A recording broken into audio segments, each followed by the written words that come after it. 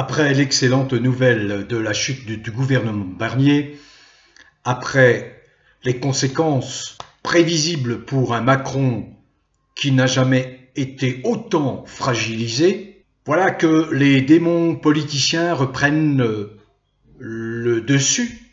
Oh, il fallait un peu s'y attendre, passer la joie d'avoir infligé au psychopathe un revers cinglant, le mettant en face de son incompétence, de son impéritie et surtout du rejet massif dont il est l'objet de la part de 80 à 90% des Français.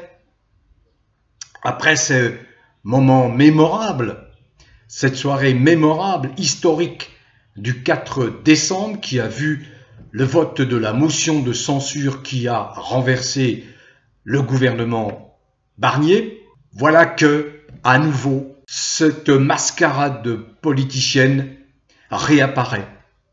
Elle réapparaît principalement au sein de la gauche, au sein du nouveau Front populaire. Oh, personne n'était dupe.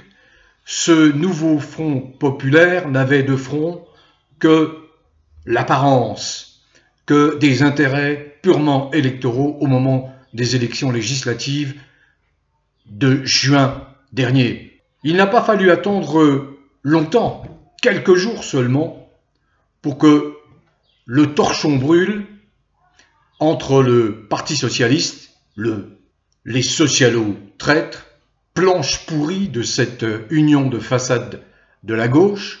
En effet, Olivier Faure est allé rencontrer ce 8 décembre Emmanuel Macron.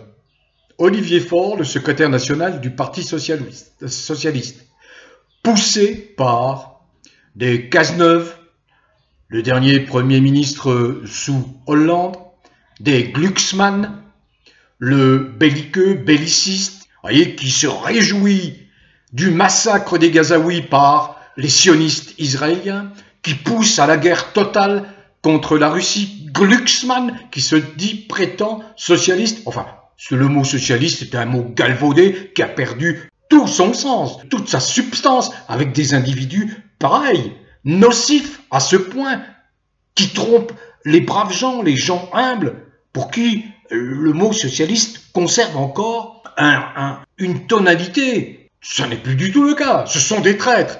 Quand vous voyez Olivier Faure, qui sous la pression, va rencontrer Macron pour le tirer d'affaire, pour lui soumettre une solution socialiste, alors que de l'autre côté, la France insoumise peste, tempête, par la voix de Jean-Luc Mélenchon, et il a raison. Le nouveau Front populaire s'est constitué sur la base d'un programme, et ce programme doit être respecté. Le nouveau Front populaire a voté la motion de censure, et en son sein, qui l'a voté également? Les socialistes. Alors il faut être à un moment donné cohérent.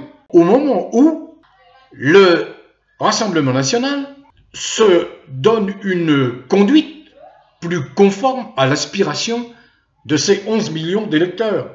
Au moment où, effectivement, le Rassemblement national adopte un comportement inspiré par l'intelligence politique et les intérêts des gens qui l'ont porté massivement au sein de l'Assemblée nationale. Au même moment, vous avez le Rassemblement national, vous avez la France insoumise qui disent non, ça suffit. Macron, ça suffit. Les gens souffrent trop.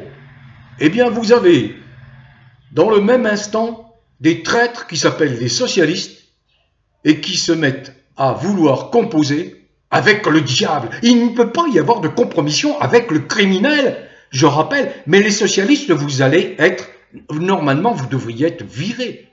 C'est simplement ce réflexe imbécile du Front républicain qui vous a sorti de l'eau, sorti de la mare nauséabonde dans laquelle vous avez sombré après le régime Hollande. Et voilà que vous tentez de renaître de vos cendres et de faire capoter cette intention, cette volonté de plus de 90% de Français de virer le plus vite possible ce fou allié, ce cinglé de Macron. Par quel moyen? Il ne va pas démissionner. Personne n'est dupe, un psychopathe ne démissionne pas. Par quel moyen? Par le moyen de la destitution, par le moyen de l'article 68 de la Constitution, ce que rappelait il y a un jour ou deux François Asselineau, qui est à l'origine de cette intention qui, dès 2018, a expliqué que nous avions affaire à un président de la République indigne de ses fonctions. Et il l'a démontré par la suite, maintes et maintes fois. À chaque fois qu'il parle, on voit bien que l'individu est là pour détruire la France et non pas soulager la pénibilité pour les Français les plus modestes. Pas du tout. Il est là pour les écraser, les éliminer. Donc, Asselineau a été le premier à demander, et il n'a pas été suivi. Il a même publié un dossier extrêmement complet pour permettre l'enclenchement de cette procédure de destitution. Et précisément, au moment où la suite logique du renversement de Barnier, la suite logique apparaît être, aux yeux de tous les observateurs, aux yeux de, y compris les responsables politiques de premier plan, la destitution, voilà que, fidèle à lui-même, le Parti socialiste entre dans le jeu de la compromission avec un individu qui s'appelle Macron, inqualifiable, indigne, qui a sali la France comme jamais on ne l'a sali. Décidément, cette date du 8 décembre est à marquer, non pas d'une pierre blanche, mais d'une pierre noire.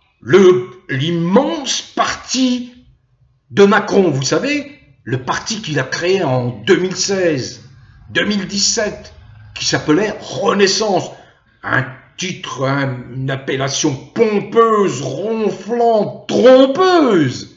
Mais il a réussi, au début, en 2016-2017, à attirer à lui près de 450 000 adhérents.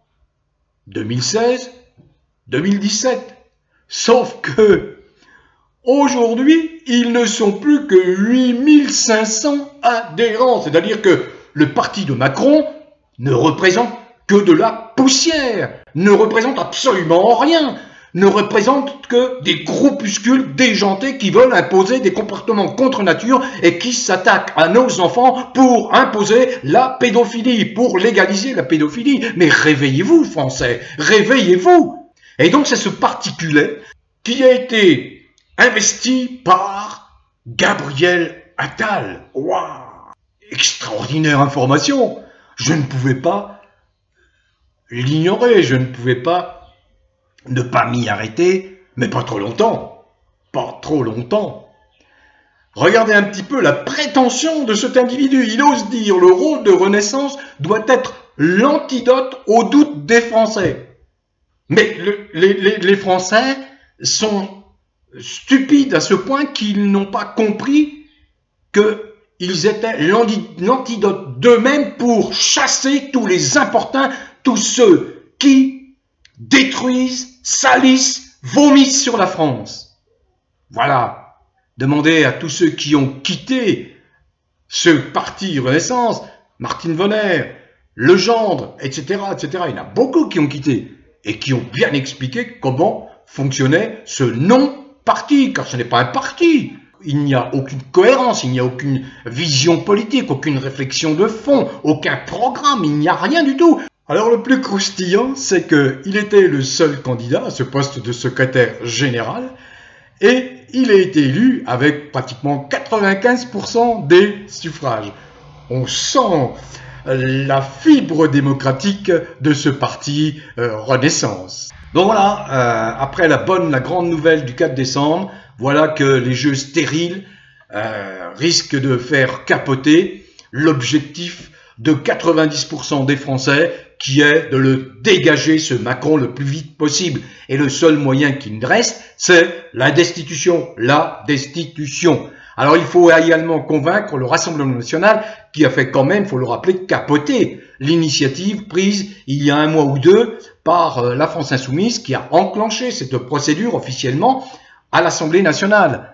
Et le Rassemblement national a une lourde responsabilité. J'espère que cette fois, il va réviser sa position et qu'il va s'associer à toute procédure de destitution qui sera enclenchée, quel que soit le parti qui en prendra l'initiative.